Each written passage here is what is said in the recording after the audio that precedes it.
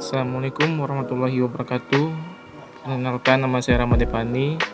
Di sini saya ingin memaparkan materi tentang etika pustakawan untuk memenuhi tugas UAS mata kuliah pengelolaan perpustakaan sekolah.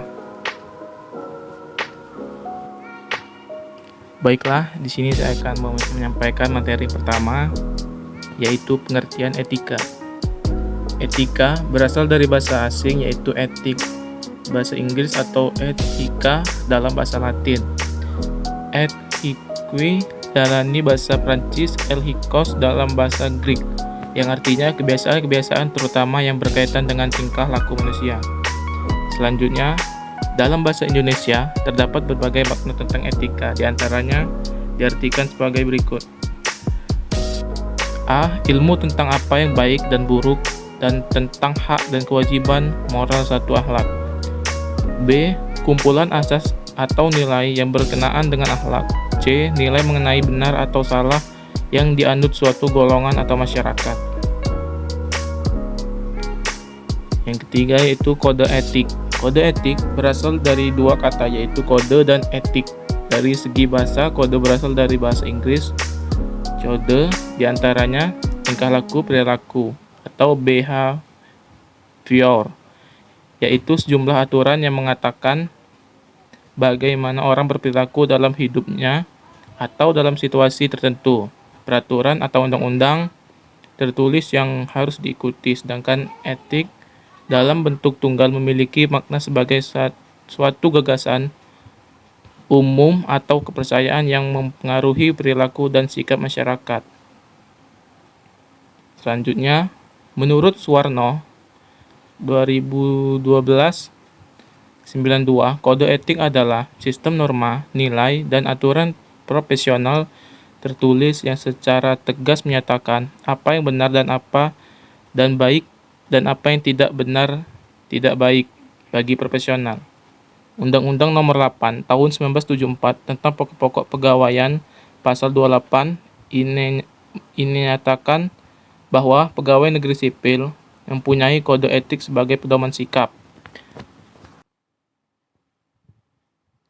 Menurut Suwarno, kode etik adalah sistem norma, nilai, dan aturan profesional tertulis yang secara tegasnya menyatakan apa yang benar dan tidak benar bagi apa sih ini?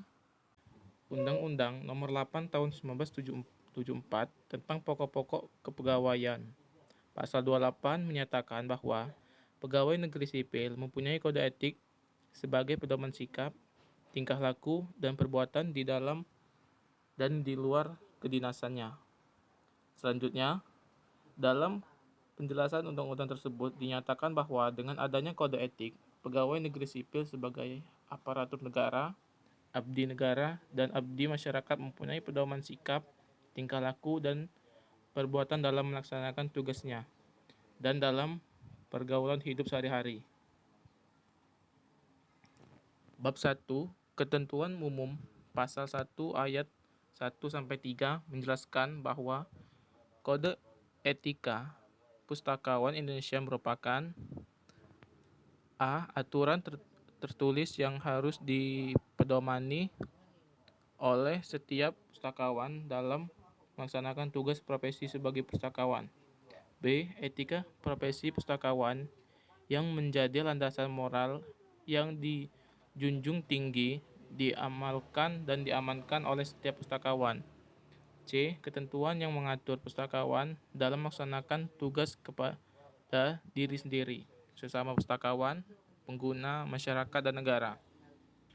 Tujuan kode etik menurut Hermawan menyatakan ada beberapa tujuan kode etik suatu organisasi profesi adalah untuk sebagai berikut. Yang pertama, menjaga martabat dan moral profesi. Yang kedua, memelihara hubungan anggota profesi. Yang ketiga, meningkatkan pengabdian anggota profesi. Yang keempat, meningkatkan mutu profesi. Yang terakhir, melindungi masyarakat pemakai citra pustakawan. Selanjutnya, Kode Etik Pustakawan Indonesia pada bab 1 pasal 2 menyatakan kode etik pustakawan mempunyai tujuan sebagai berikut. Yang pertama, membina dan membentuk karakter pustakawan. Kedua, mengawasi tingkah laku pustakawan dan sarana kontrol sosial. Yang ketiga, mencegah timbulnya kesalahpahaman dan konflik antara sesama anggota dan antar anggota dengan masyarakat. Yang keempat, menumbuhkan kepercayaan masyarakat pada perpustakawan dan mengangkat citra pustakawan.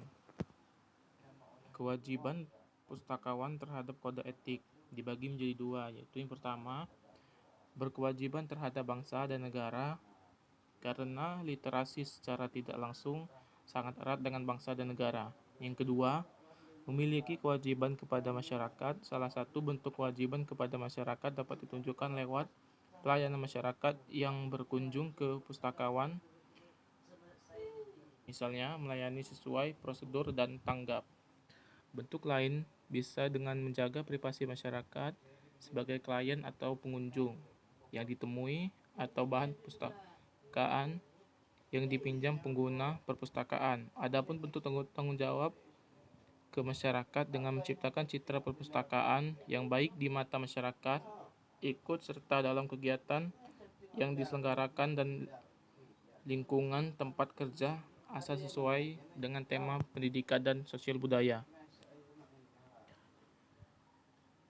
Peran dan tanggung jawab melakukan perencanaan pengadaan buku-buku, bahan pustaka maupun dokumen lainnya untuk memperkaya koleksi perpustakaan, melakukan kodifikasi pada koleksi perpustakaan sesuai dengan kelompok ilmu tertentu untuk memudahkan perpustakaan dalam mencari literatur,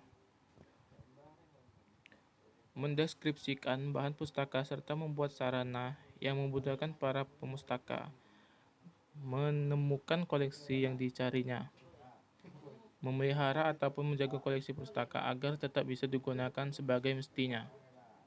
Sekian materi yang dapat saya sampaikan. Saya akhiri. Assalamualaikum warahmatullahi wabarakatuh.